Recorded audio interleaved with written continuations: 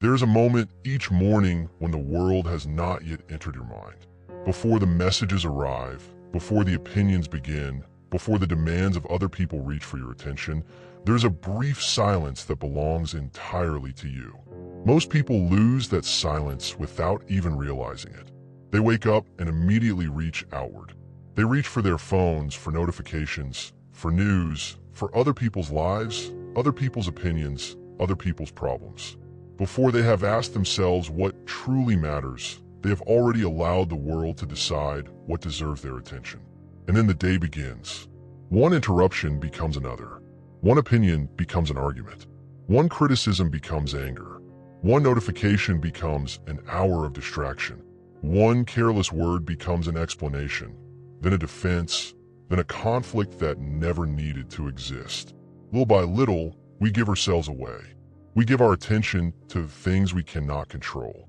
We give our emotions to people who do not deserve them. We give our words to situations that would have been better served by silence. We spend our strength explaining ourselves, proving ourselves, defending ourselves, comparing ourselves, and wondering what others think of us.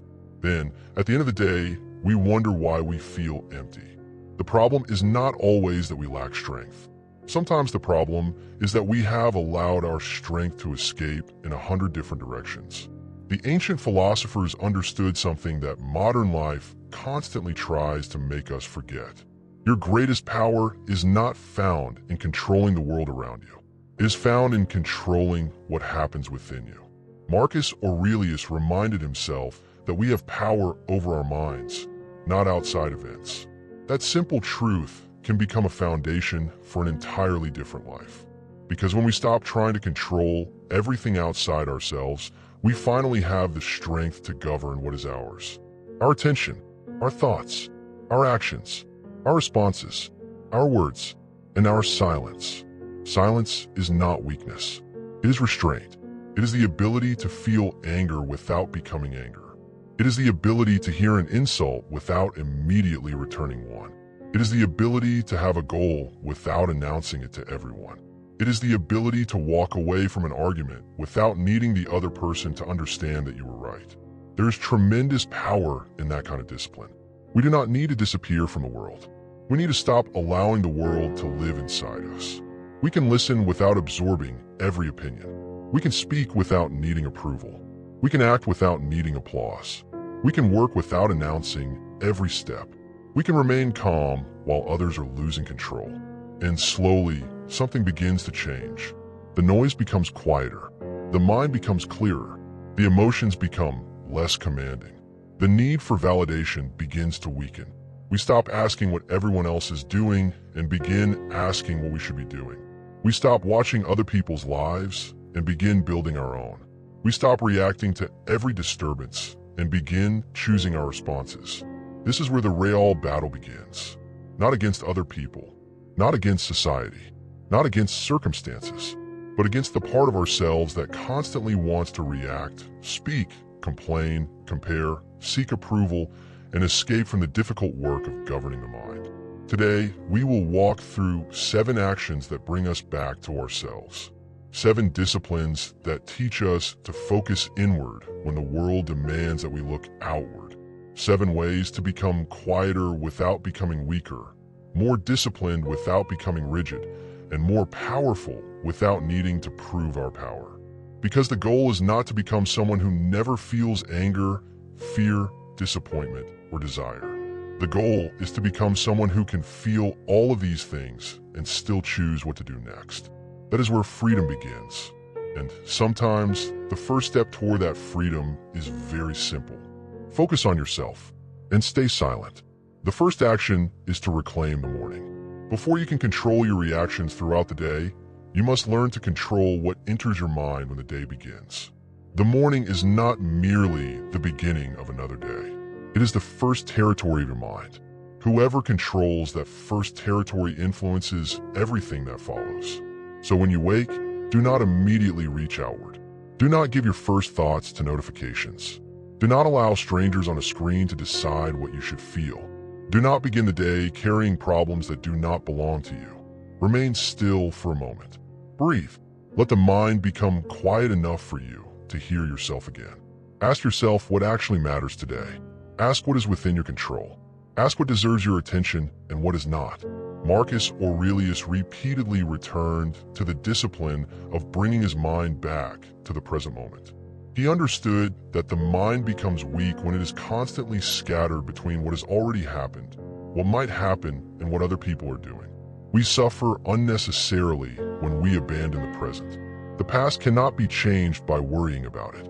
The future cannot be controlled by imagining every possible disaster. And other people's opinions cannot become the foundation of a stable life. But this moment is different. This moment gives you something to work with. You can choose how you begin. You can choose whether the first hour belongs to the world or to yourself. This does not mean ignoring your responsibilities. It means refusing to begin the day in a state of reaction.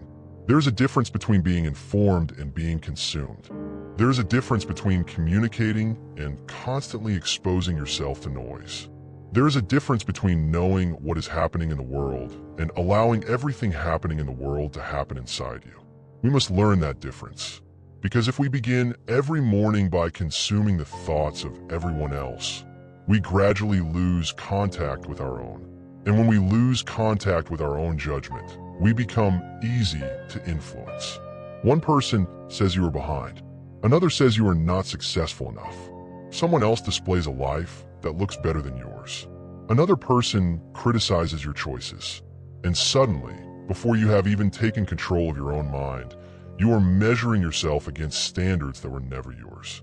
This is how inner disorder begins. So we return to silence, not as an escape from life, but as preparation for life. 5 quiet minutes can be enough to begin. No phone, no notifications, no unnecessary conversation, just the mind observing itself. Notice what you are thinking. Notice what you are afraid of. Notice what you are tempted to chase. Notice what you are tempted to avoid. Then separate what belongs to you from what is not. Your actions belong to you. Your effort belongs to you. Your response belongs to you. Your character belongs to you. But the reactions of other people do not. Their approval does not. Their criticism does not. Their choices do not. The outcome of every situation does not. This distinction is where clarity begins. Epictetus built much of his teaching around this separation between what is within our control and what is outside it. When we confuse the two, we become slaves to circumstances. When we separate them, we recover the ability to act with intention. So each morning, before the world tells you what to care about, decide what deserves your attention. Choose one meaningful task. Choose one weakness you will confront. Choose one emotion you will refuse to obey blindly. Choose one action that moves your life forward. Then begin, quietly. You do not need to announce what you are doing. You do not need to tell everyone that this morning will be different. You do not need to post your new discipline before you have practiced it. Let the change happen where nobody can see it. Because there is a strange weakness in constantly announcing what we intend to become. We receive attention before we have earned results. We receive praise before we have completed the work.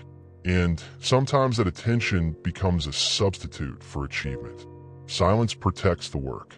When we stop announcing every intention, we preserve the energy required to fulfill it. When we stop explaining every decision, we create space to actually live by it. When we stop seeking permission to improve ourselves, improvement becomes simpler. The world does not need to know what you are becoming. You need to know, and then you need to act. Every morning gives us another opportunity to practice this. Not perfectly, not dramatically, but deliberately. Because self-mastery is rarely built through one heroic decision. It is built through thousands of quiet decisions that nobody applauds. The decision to put the phone down. The decision to remain silent instead of reacting. The decision to work when nobody is watching. The decision to control your tongue when anger rises. The decision to return your attention to what matters. This is how we begin taking ourselves back. One morning at a time. One thought at a time. One deliberate action at a time. The second action is to stop explaining yourself. There comes a point where explanation becomes another form of dependence.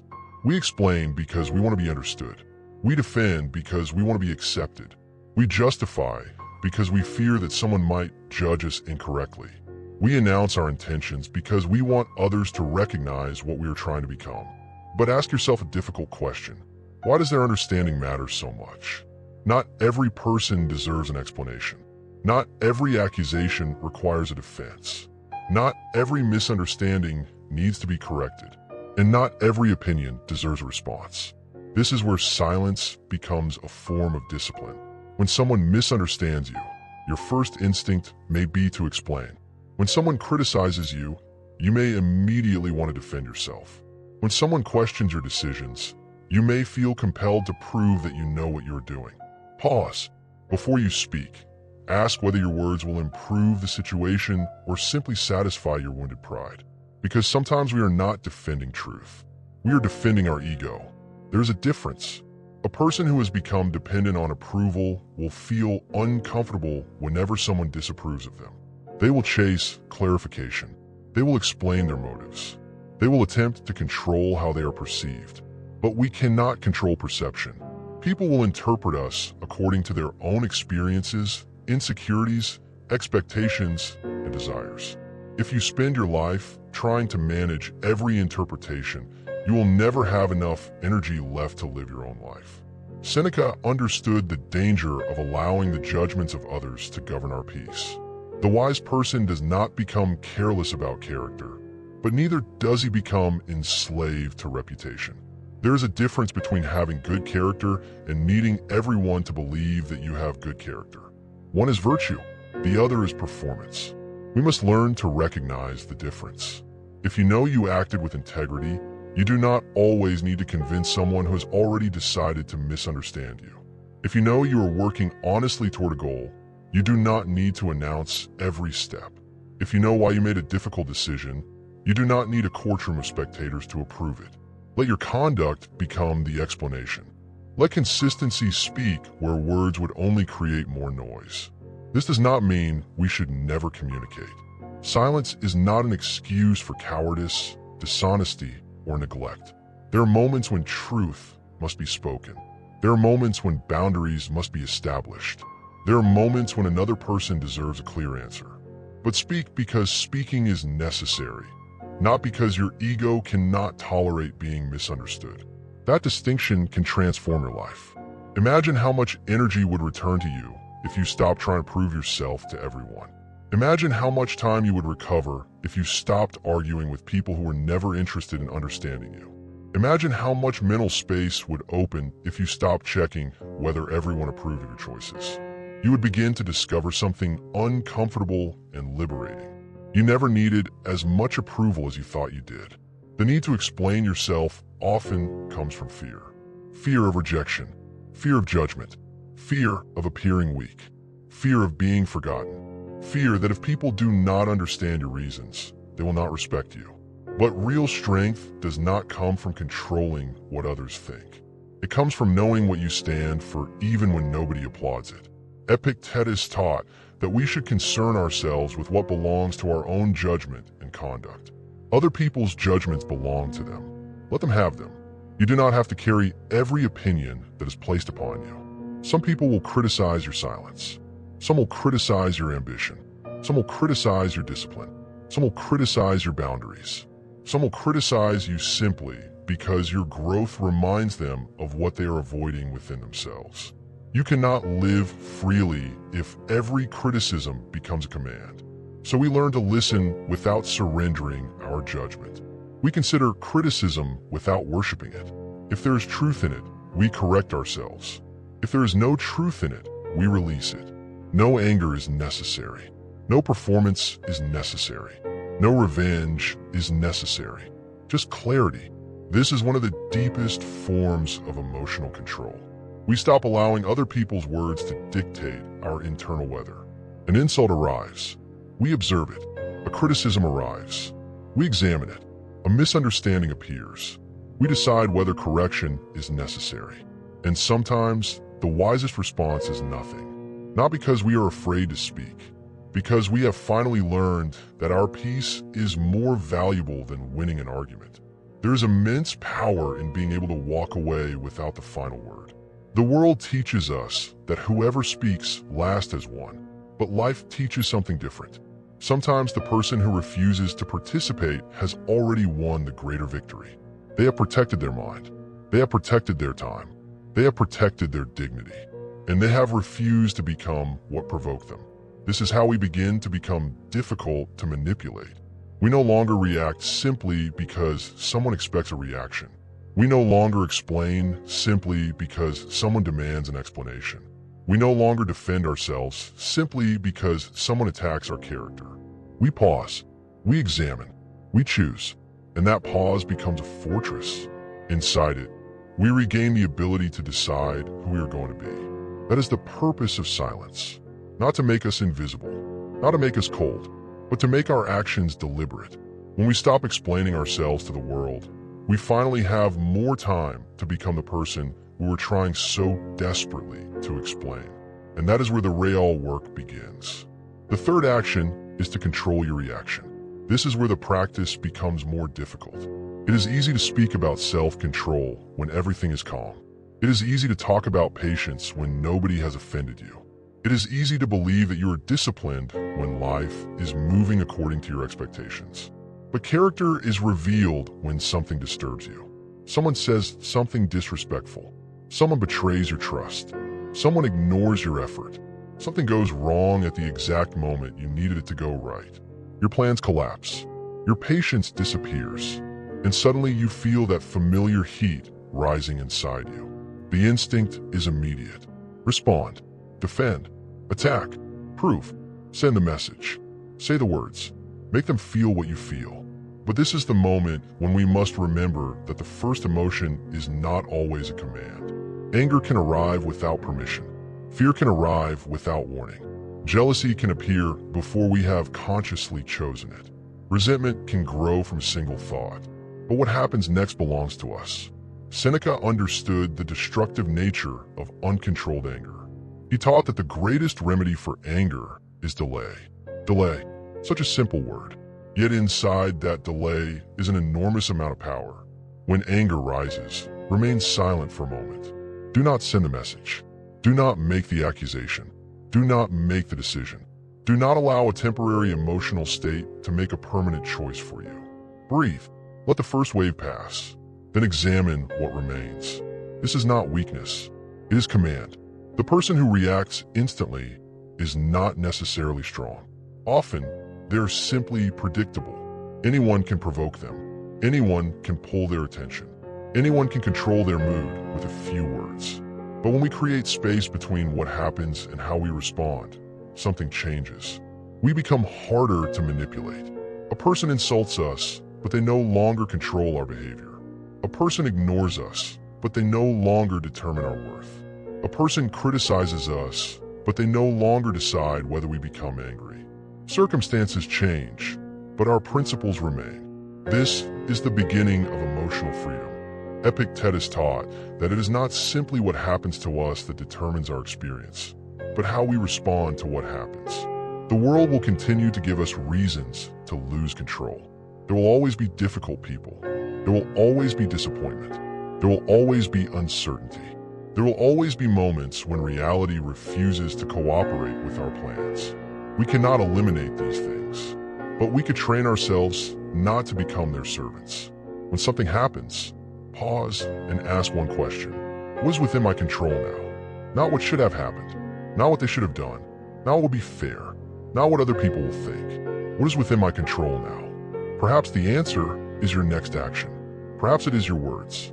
Perhaps it is your decision to walk away. Perhaps it is your willingness to accept what cannot be changed. That question brings the mind back from chaos. It takes you away from emotional speculation and returns you to reality. This is why silence matters. Silence gives emotion time to reveal itself before action follows it. When we speak while angry, we often give our temporary feelings permanent consequences. We say something that cannot be unsaid. We damage something that cannot easily be repaired. We reveal a weakness to someone who may use it against us. Then, once the emotion disappears, regret arrives. But regret is often simply the bill for reacting too quickly. We can avoid much of that cost by learning to pause. The pause does not mean suppressing emotion. Suppression is not mastery. If you pretend that you're not angry, the anger may remain beneath the surface and return later in another form. Instead, observe it. Name it within yourself. Anger is here. Fear is here. Disappointment is here. Jealousy is here. Then ask what these emotions are trying to make you do. Perhaps anger wants you to attack. Fear wants you to run. Pride wants you to prove yourself. Jealousy wants you to compare. Resentment wants you to punish. You do not have to obey any of them. An emotion can be present without becoming your master. That is the distinction between feeling and surrender. We cannot always choose what appears in the mind, but we can practice choosing what receives our consent. Marcus Aurelius repeatedly reminded himself to return to reason and to the task directly in front of him. That is what we must do. Return. Return to the present. Return to reason. Return to what matters. Return to the part of yourself that still has a choice. When chaos appears around you, become quieter. When someone becomes emotional, do not automatically become emotional with them. When someone raises their voice, you do not have to raise yours. When someone wants conflict, you do not have to provide it. When someone attempts to pull you into drama, you can simply refuse to enter. This is not about being passive. There are times when action is necessary. There are times when boundaries must be enforced. There are times when injustice must be confronted. But even then, action should come from judgment, not uncontrolled emotion. A controlled response can be firm. A controlled response can be decisive. A controlled response can end a situation without creating another one. That is strength with direction. And the more we practice it, the more we begin to notice something remarkable. The things that once controlled us begin to lose their power. The insult that once ruined an entire day becomes a passing moment. The criticism that once wounded our pride becomes information that can be examined. The disagreement that once demanded hours of argument becomes an opportunity to practice restraint. The disappointment that once destroyed our motivation becomes another lesson in accepting reality. Nothing outside us necessarily becomes quieter. We become quieter within. That is the transformation. We stop demanding that the world behave differently before we allow ourselves to be at peace. We stop waiting for other people to become reasonable before we become reasonable ourselves. We stop giving strangers the keys to our emotional state. And slowly, the mind becomes a place we can live in again. That is what we are building. Not a life without difficulty. A mind that can meet difficulty without surrendering itself. Not a life without anger. A character that can experience anger without becoming destructive. Not a life without pain. A strength that can carry pain without allowing it to dictate every decision. The world will test us. Let it. Every test gives us another opportunity to practice the pause. Another opportunity to choose silence. Another opportunity to return to ourselves. And every time we do, we become a little harder to shake. A little harder to provoke, a little harder to control, until one day we realize that the greatest victory was never defeating the person who angered us. It was refusing to become the person our anger wanted us to become. The fourth action is to stop announcing your intentions. There is a quiet danger in telling everyone what we are about to become. We announce the new goal. We announce the new habit. We announce the project. We announce the transformation. We tell people what we're going to do, how disciplined we are becoming, how different our future will be. And for a moment, it feels like progress. But words can create an illusion of movement. We can experience the satisfaction of being seen as disciplined before we have actually become disciplined. We can receive approval for an achievement that does not yet exist. This is why silence can protect ambition. When we keep our intentions private, we are forced to confront the difference between what we say we will do and what we actually do. There is no audience to impress, no applause to maintain, no image to protect, only the work. And the work is honest.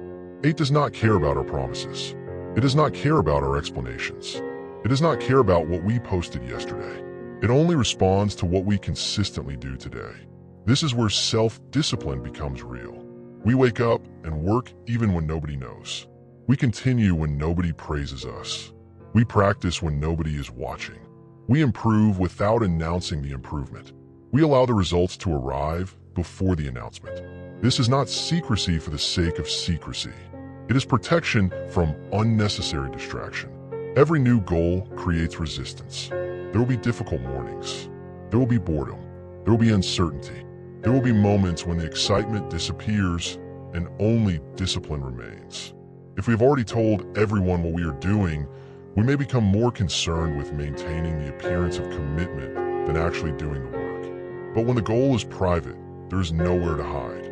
We either do it or we do not. That honesty is powerful.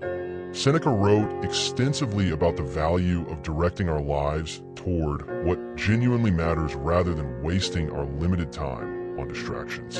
Our time is finite. Our attention is finite. Our energy is finite. Why spend these precious resources explaining a future that has not yet arrived? Build it instead. Let the silence become the environment in which your character grows. There is something deeply satisfying about working without needing recognition. You begin to discover that discipline does not require witnesses. You begin to realize that progress does not need applause. You begin to understand that your worth does not increase because someone noticed your effort. The reward becomes the transformation itself. You become stronger because you trained. You become wiser because you reflected. You become calmer because you practiced restraint. You become more capable because you kept going. No announcement is necessary. This also protects us from comparison. The moment we announce our goals publicly, we become vulnerable to other people's reactions. Someone may doubt us. Someone may laugh. Someone may give advice we never asked for. Someone may compare our progress with theirs. Someone may tell us that our ambition is unrealistic. And suddenly, instead of pursuing our own path, we are defending it. Silence removes much of that unnecessary interference. We do not need everyone to understand the road we are walking. We only need to walk it. Marcus Aurelius did not spend his life trying to convince every person around him that his principles were correct. He repeatedly returned to the work of governing himself. That is the lesson. Do not waste your life trying to convince people that you are becoming better. Become better. Do not explain that you are becoming disciplined. Practice discipline. Do not tell everyone that you are becoming emotionally controlled. Control yourself when the next difficult moment arrives. Do not announce that you are building something meaningful. Build it. The result will eventually speak in a language that requires no explanation. And if the result never arrives, silence will have saved you from the embarrassment of making promises you are unwilling to keep. There is humility in this. We stop demanding recognition for potential. We stop expecting praise for intentions. We stop confusing plans with accomplishments. We become more interested in execution than appearance. That shift changes the entire relationship we have with ourselves. Because when nobody is watching, we discover whether we truly believe what we say. When nobody is applauding, we discover whether we can continue. When nobody is encouraging us, we discover whether our motivation has become internal. This is where inner strength is built, not in public declarations, in private repetition. One quiet morning, one completed task, one resisted temptation, one controlled reaction, one difficult decision, one more day of keeping the promise we made to ourselves. Eventually, these small private victories begin to form something larger. Character. And character is far more valuable than reputation. Reputation is what others believe about us. Character is what we repeatedly prove to ourselves when nobody is watching. That is why we should become comfortable with being underestimated. Let people think we're doing nothing. Let them misunderstand our silence. Let them wonder why we are no longer explaining everything. Let them see less, while we build more. There is no need to correct every misunderstanding. There is no need to reveal every plan. There is no need to prove that we are changing. The quiet person working consistently may appear ordinary for a long time. Then the results arrive, and suddenly people see what was happening beneath the surface. But by then, their recognition is almost irrelevant, because the real victory happened long before anyone noticed. It happened in the mornings when we chose discipline. It happened in the evenings when we refused to return to old habits. It happened in moments when we could have sought attention, but chose to continue working. It happened when we learned to let our actions carry what our words once tried to prove. This is the discipline of quiet progress. We do not need to be seen becoming strong. We need to become strong. We do not need to be praised for being focused. We need to remain focused. We do not need to tell the world that we have changed. We need to live differently. And when we finally understand this, silence stops feeling like deprivation. It becomes protection. Protection for our attention. Protection for our goals. Protection for our peace. Protection for the person we are becoming. So let the world talk. Let the world speculate. Let the world rush to announce everything. We will return to the work. Quietly, patiently, consistently. Because the deepest transformations rarely begin with an announcement. They begin when nobody is watching and we decide to do the work anyway. The fifth action is to protect your attention. We often speak about time as if it were our most valuable possession. But time passes whether we use it wisely or not. Attention is different. Attention is the force that determines what our time becomes. Where attention goes, life follows. This is why the modern world competes so aggressively for it. Every notification asks for a piece of your mind. Every argument asks for a piece of your mind. Every headline asks for a piece of your mind. Every person's opinion asks for a piece of your mind. Every distraction whispers that it deserves to be noticed immediately. And if we do not become deliberate about what receives our attention, the world will make that decision for us. This is one of the quietest forms of slavery. We may appear free. We may move wherever we want. We may choose what to buy, where to go, and what to say. But if anyone can control our attention simply by provoking us, entertaining us, frightening us, or tempting us, then our freedom is weaker than we think. A person who cannot direct their attention cannot fully direct their life. So we begin to become selective. Not everything deserves a response. Not everything deserves an opinion. Not everything deserves our emotional energy. Not everything deserves to be known. Not everything deserves to be discussed. And not everything deserves to be remembered. This is where silence becomes powerful again. When we stay silent, we are not merely controlling our speech. We are controlling where our attention goes. We refuse to chase every disturbance. We refuse to follow every argument. We refuse to become emotionally invested in every conflict that appears in front of us. We learn to ask a simple question. Does this deserve me?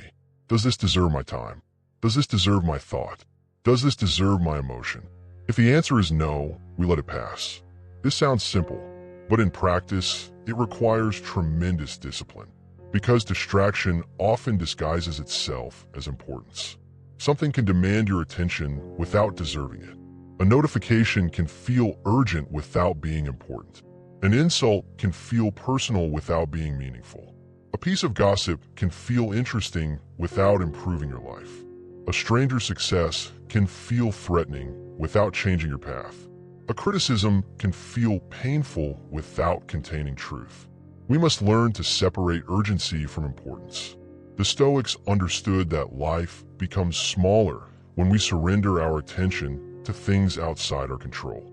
Marcus Aurelius constantly reminded himself to return to the task immediately before him. That principle remains powerful. When you're working, work. When you're listening, listen. When you're resting, rest. When you're with someone you love, be there. When you're thinking, think. When you're training, train. Do not live everywhere at once. A scattered mind cannot build a concentrated life. This is why multitasking often leaves us exhausted without making us effective. We move from one task to another. We check one message, then another. We open one application, then another. We begin one task, then interrupt ourselves for something that appears more interesting. At the end of the day, we have been active for hours but have very little to show for it. We were moving, but we were not progressing. The solution is not to become obsessed with productivity. The solution is to become deliberate. Give your full attention to what you have chosen. If something interrupts you, pause before allowing it to take control. Ask whether it matters. If it does, respond intentionally. If it does not, return to the work. This simple discipline can change the quality of your entire life. And it applies beyond work. Consider how often we allow other people's moods to become our moods. Someone is angry, and suddenly we are angry. Someone is anxious, and suddenly we become anxious. Someone is negative, and we begin thinking negatively. Someone is jealous, and we start questioning ourselves. This is another form of surrendered attention. We are allowing another person's internal state to enter our own without permission. We can care about people without carrying every emotion they produce. We can listen without absorbing. We can understand without becoming consumed. We can help without losing ourselves. That is emotional maturity. The goal is not to become indifferent. It is to become stable. There's a difference. Indifference says nothing matters. Stability says not everything deserves control over me. That distinction is crucial. We want to remain human. We want to care. We want to love. We want to participate in life. But we also want to preserve the inner space from which wise action becomes possible. Without that space, every emotion becomes an emergency. Every problem becomes personal. Every disagreement becomes a battle. Every delay becomes frustration. Every failure becomes an attack on identity. But with inner distance, we begin to see clearly. This happened. Now what? This person said this. Now what? This plan failed. Now what? This opportunity disappeared. Now what? The question returns us to action. Not endless analysis. Not emotional performance. Action. This is why protecting attention is closely connected to courage. It takes courage to ignore what everyone else is watching. It takes courage to stop participating in conversations that add nothing to your life. It takes courage to put the phone away when everyone else is consuming. It takes courage to remain focused while the world is demanding immediate reactions. It takes courage to be bored long enough for your own thoughts to return. And sometimes that is exactly what we need. Silence creates a space where deeper thoughts can emerge. When there is no constant stimulation, we begin to notice ourselves. We notice what we have been avoiding. We notice what actually matters. We notice which desires belong to us and which are planted by comparison. We notice which relationships nourish us and which constantly drain us. We notice the habits that have been quietly controlling us. This awareness can be uncomfortable, but discomfort is not always an enemy. Sometimes discomfort is information. It shows us where we have become disconnected from ourselves. So protect your attention. Guard it as something precious. Do not give it to every person who demands it. Do not give it to every platform that wants to keep you scrolling. Do not give it to every argument that wants to make you angry. Do not give it to every opinion that wants to define you. Your attention is one of the raw materials from which your character is built. What you repeatedly look at, think about, consume, and react to eventually shapes the person you become. Choose carefully, because when you reclaim your attention, you begin reclaiming your life. And once your attention belongs to you again, you can finally direct it toward the things that deserve your deepest effort. Your character, your discipline, your purpose, your relationships, your work, your growth, your peace. The world will always be noisy. Let be noisy. We do not need to make the world silent. We need to become disciplined enough that the noise no longer commands us. The sixth action is to stop chasing what is outside your control. This may be one of the hardest lessons we ever learn. We want people to understand us. We want circumstances to cooperate with us. We want our efforts to produce the exact results we imagined. We want the past to have happened differently. We want the future to unfold according to our plans. We want people to treat us fairly. We want life to make sense. But life does not make that promise. There will be things we cannot change. There will be people we cannot convince. There will be outcomes we cannot guarantee. There will be losses we cannot reverse. And there will be moments when our best effort still does not produce the result we wanted. This is where many people lose themselves. They fight reality. They argue with what has already happened. They obsess over what someone else is doing. They spend hours imagining different outcomes. They ask why this happened to them. They replay conversations. They construct arguments they wish they had made. They become angry at circumstances that have no ability to listen. And while they are fighting what cannot be changed, the present moment quietly disappears. Epictetus taught us to distinguish between what is within our control and what is not. This is not a small philosophical idea. It is a discipline for daily life. Your choices are yours. Your effort is yours. Your judgments are yours. Your responses are yours. But other people's decisions are not yours. Their opinions are not yours. Their approval is not yours. The past is not yours to change. The future is not yours to command. The outcome of every effort is not yours to guarantee. Once we understand this, we begin to release an enormous amount of unnecessary suffering. We stop demanding that reality become different before we allow ourselves to act wisely. Suppose someone dislikes you. You can spend days trying to change their opinion, or you can examine your own conduct. If you acted wrongly, correct it. If you acted with integrity, continue. Their final judgment belongs to them. Suppose someone leaves your life. You can spend months asking why they chose to leave.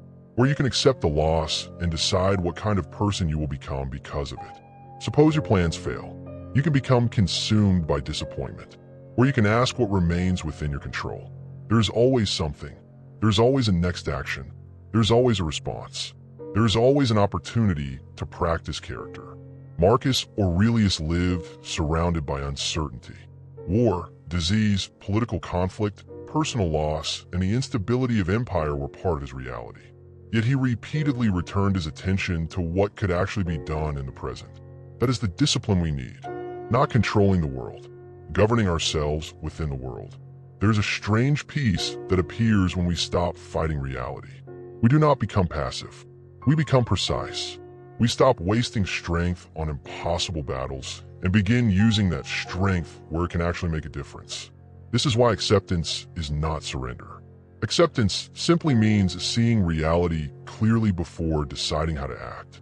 If it is raining, acceptance does not mean refusing to leave the house. It means acknowledging that it is raining and taking the appropriate action. If someone has insulted you, acceptance does not mean approving of their behavior. It means acknowledging that the insult occurred and refusing to surrender your emotional state to it. If a plan has failed, acceptance does not mean abandoning ambition. It means accepting the failure and deciding what can be learned from it. This is mature action. We stop asking reality to obey our preferences. We start asking ourselves how we can respond wisely to reality. That shift changes everything. It also changes how we deal with disappointment. Disappointment often comes from the distance between what we expected and what actually happened. The greater the attachment to our expectation, the greater the pain when reality refuses to cooperate. This does not mean we should have no goals. Goals give direction, but wisdom requires holding them without allowing them to control our identity.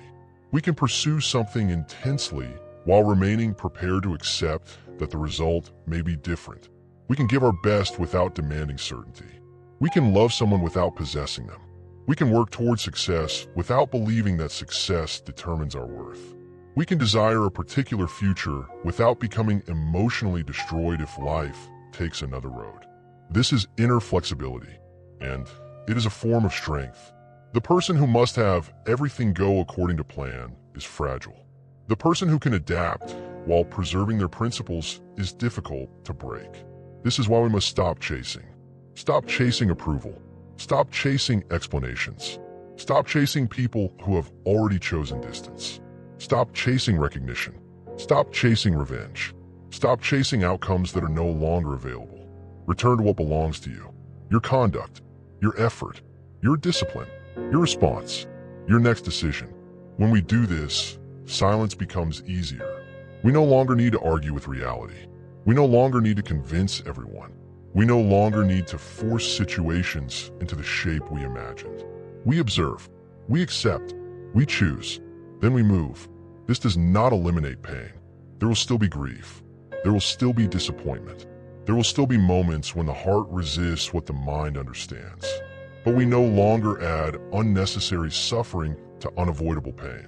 We feel what must be felt. Then we return to the work of living. That is one of the deepest forms of resilience. Not becoming emotionless, becoming capable of carrying emotion without allowing it to destroy our direction. The world can take opportunities from us. It can change plans. It can disappoint us. It can misunderstand us. But it does not have to take our character. That remains our responsibility. And once we understand this, we become less desperate. We stop chasing what does not want to be caught. We stop forcing doors that are closed. We stop begging people to recognize our worth. We stop trying to control every outcome. And we begin walking with a quieter kind of confidence. Not because we know what will happen, because we know that whatever happens, we will meet it with the part of life that still belongs to us. Our judgment, our discipline, our courage, our response, that is enough. And when we truly understand that, we become free from one of the greatest sources of inner chaos. The need for reality to be different before we can be at peace. The seventh action is to become comfortable with your own company. This is where focusing on yourself reaches its deepest level. Because it is one thing to stop chasing other people. It is another thing to stop running from yourself. Many people remain constantly distracted because silence forces them to meet the thoughts they have been avoiding. When the phone is silent, the mind begins speaking. When there is no entertainment, memories appear. When there is no conversation, unresolved emotions become visible. When there is no audience, we are left with the person we have been carrying all along. And sometimes that person is difficult to face. We may discover resentment we never addressed, fear we never admitted, jealousy we try to hide, regret we keep replaying, ambition we abandoned, weaknesses we keep blaming on circumstances. This is why silence can feel uncomfortable. It removes the distractions that protected us from ourselves. But that discomfort can become the beginning of transformation. We cannot master what we refuse to examine. We cannot change what we refuse to acknowledge. And we cannot become internally strong while constantly escaping from our own mind. Seneca understood the value of examining our lives rather than simply moving through them unconsciously. A life without reflection can become a life of repetition. The same mistakes, the same reactions, the same relationships, the same excuses, the same emotional patterns, year after year, until one day we realize that we have been busy, but we have not truly changed. Silence interrupts that cycle. It gives us a place to look inward, not to judge ourselves endlessly, not to become consumed by guilt, but to understand ourselves clearly. When you are alone, ask yourself difficult questions. Why did that comment affect me so deeply? Why do I need this person's approval? Why am I still angry about something that happened years ago? Why do I keep returning to the same destructive habit? Why am I afraid to begin? Why do I keep talking about what I will do instead of doing it? What am I avoiding? These questions are uncomfortable because they remove excuses, but they also give us something valuable. Responsibility. Once we see the pattern, we can begin changing it. We no longer have to blame every circumstance. We no longer have to blame every person. We can say, this is happening within me, and therefore I have something I can work on. That is a powerful realization, because responsibility is not a burden when understood correctly. It is power. If everything is someone else's fault, then our freedom depends on someone else's behavior. But when we recognize our own role, we recover the ability to act. This is why we must learn to sit with ourselves. Walk without headphones sometimes. Eat without a screen. Spend a few minutes without entertainment. Write down what is happening inside your mind. Observe your thoughts without immediately believing them. You will begin to notice that thoughts are not commands. A thought can appear without requiring action.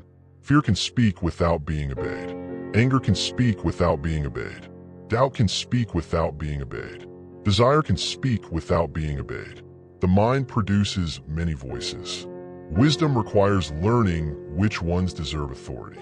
This is where self-mastery becomes more than emotional suppression. We're not trying to destroy emotion. We're trying to understand it. Anger may reveal that a boundary was crossed. Fear may reveal uncertainty. Jealousy may reveal insecurity. Resentment may reveal an attachment to something we cannot change. Instead of immediately acting on these emotions, we examine them. What are they showing us? What story are we telling ourselves? Is that story true? What part of this situation is within our control? What response would allow us to respect ourselves tomorrow? These questions transform emotion into information. And once emotion becomes information, it becomes easier to govern. This is why the person who can sit alone without needing constant stimulation becomes increasingly difficult to control. They do not need noise to feel alive. They do not need an audience to feel valuable. They do not need constant conversation to avoid themselves. They can enter silence and remain there. They can think. They can reflect. They can correct themselves. They can begin again. That is a rare form of strength, and it creates something even deeper. Self-trust. Every time you make a promise to yourself and keep it, self-trust grows. Every time you resist an impulse, self-trust grows. Every time you remain calm when you could have reacted, self-trust grows. Every time you choose your principles over temporary pleasure, self-trust grows. You begin to believe yourself, not because someone told you that you are disciplined, because you have evidence. You have watched yourself do difficult things. You have seen yourself remain standing after disappointment. You have seen yourself walk away from what was destroying your peace. You have seen yourself choose silence when anger demanded speech. That evidence becomes a quiet confidence. And quiet confidence does not need to announce itself. It simply exists. This brings us back to the beginning. Focus on yourself. Stay silent. Not because the world does not matter, but because your inner world matters too much to neglect. We cannot control every event. We cannot control every person. We cannot prevent every loss. We cannot guarantee every outcome, but we can keep returning to ourselves. We can keep returning to the present. We can keep returning to reason. We can keep returning to discipline. We can keep returning to the work. That is the red thread running through everything we have discussed. Reclaim your morning. Stop explaining yourself. Control your reactions. Stop announcing your intentions. Protect your attention. Release what you cannot control. And become comfortable enough with yourself that silence no longer frightens you. These are not 7 separate tricks. They are 7 expressions of one deeper principle. Stop giving away what belongs to you. Your attention belongs to you. Your response belongs to you. Your energy belongs to you. Your words belong to you. Your time belongs to you. Your direction belongs to you. And when you stop giving these things away carelessly, something begins to return. Your clarity, your discipline, your confidence, your peace, your strength. The world remains exactly as noisy as before. People still talk. People still criticize. People still demand. Problems still appear. Plans still fail. But you're no longer standing in the center of every storm. You have learned to step inward, to observe, to choose, to act, and then to remain silent. That is where the transformation becomes visible, not in how loudly you speak about your strength, but in how quietly you carry it. There comes a point when the practice must move beyond understanding and become a way of living. It is easy to listen to these ideas and feel inspired for a few minutes. It is harder to practice them when the morning is difficult, when someone insults you, when your plans fail, when nobody notices your effort, and when your emotions demand an immediate response. That is where the real work begins. Because the purpose of discipline is not to make us feel powerful while everything is going well. It is to prepare us for the moments when life refuses to cooperate. We will still wake up to problems. We will still encounter difficult people. We will still experience disappointment. We will still feel anger. We will still have moments of weakness. The difference is that we no longer have to surrender ourselves to those moments. We can pause. We can breathe. We can remember what belongs to us. And we can choose again. This is why the practice must continue every day. Not because we are trying to become perfect, but because every day gives us another opportunity to become more deliberate. Tomorrow morning, begin again. Before you touch the phone, give yourself a few moments of silence. Before you answer an insult, pause. Before you announce a goal, ask whether announcing it will actually help you accomplish it. Before you become consumed by someone else's behavior, ask what remains within your control. Before you judge yourself for an emotion, observe it. And before you give your attention away, ask whether the thing demanding it deserves it. These small decisions may appear insignificant. They are not. A life is built from moments that seem insignificant while we are living them. One reaction becomes a habit. One habit becomes a character. One character becomes a destiny. So choose carefully. The person you become is being shaped by what you repeatedly do when nobody is watching.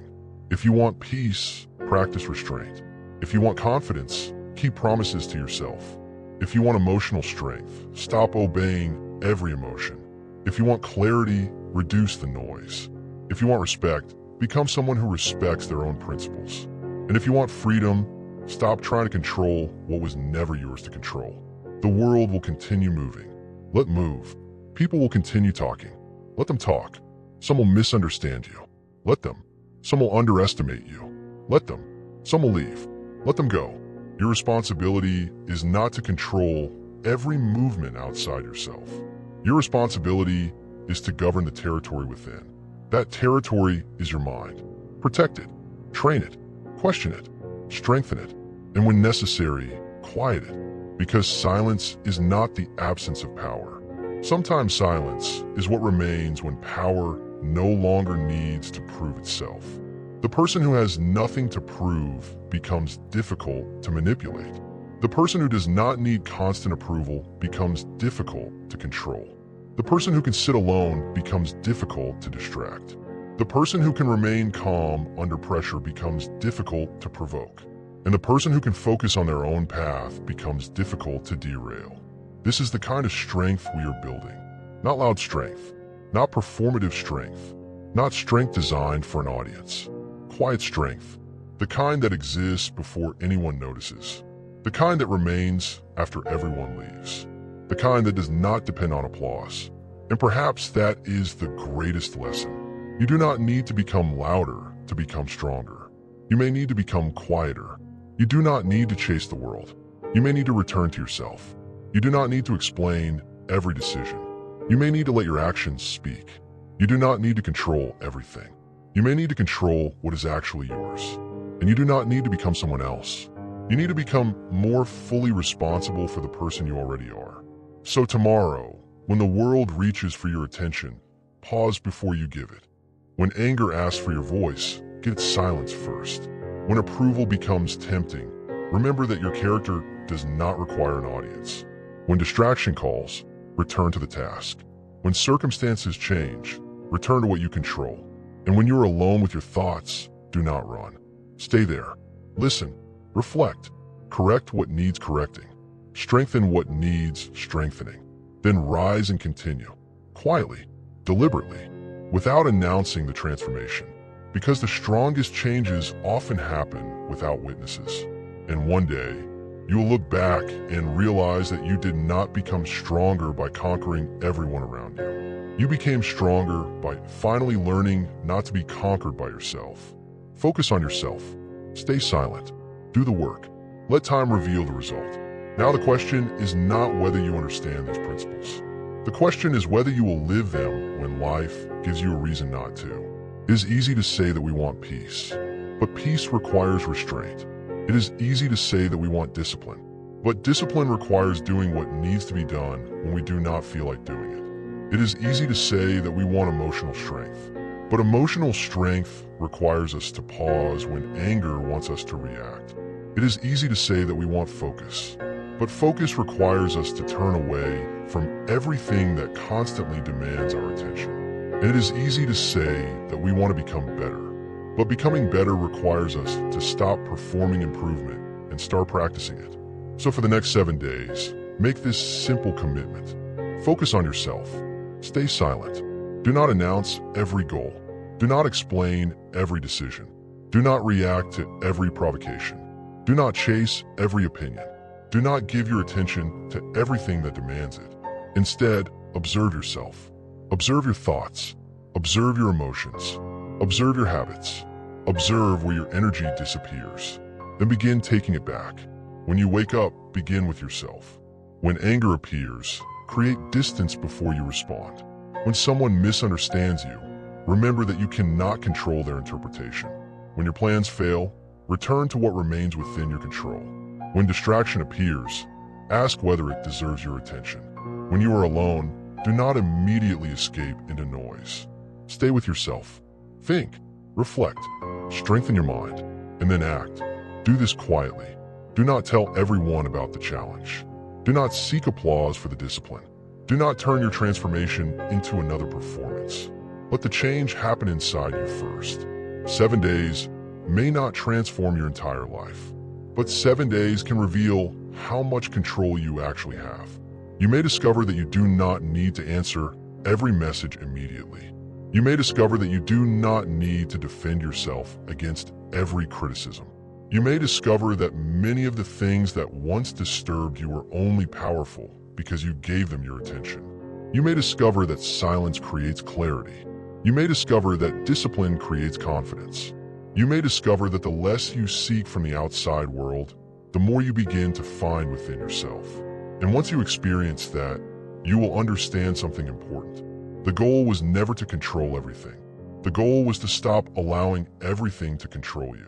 That is the difference between reaction and choice. That is the difference between dependence and freedom. That is the difference between living according to the noise around you and living according to the principles within you. The world will not become quieter for you. You must become quieter within the world. People will not suddenly stop criticizing you. You must stop allowing criticism to govern your identity. Problems will not disappear. You must become stronger than the problems that do not deserve to break you. Distractions will not end. You must become disciplined enough to turn away, and emotions will not disappear. You must become wise enough to feel them without becoming their servant. This is the work. Quiet work, private work, daily work. There will be mornings when you fail. There will be moments when you react. There will be days when distraction wins. Do not use one failure as an excuse to abandon the entire path. Return, again and again. Return to silence. Return to discipline. Return to the present. Return to yourself. That is how strength is built. Not by never falling, by refusing to remain fallen. Not by never becoming angry, by learning what to do when anger arrives. Not by eliminating uncertainty, by learning to act wisely inside uncertainty. Not by controlling other people, by becoming responsible for yourself. And perhaps that is the greatest freedom available to us. To know that no matter what happens outside, there is still a place within us where a choice remains. A place where we can pause. A place where we can think. A place where we can choose. A place where we can remain silent. Protect that place, because everything you're building depends on it.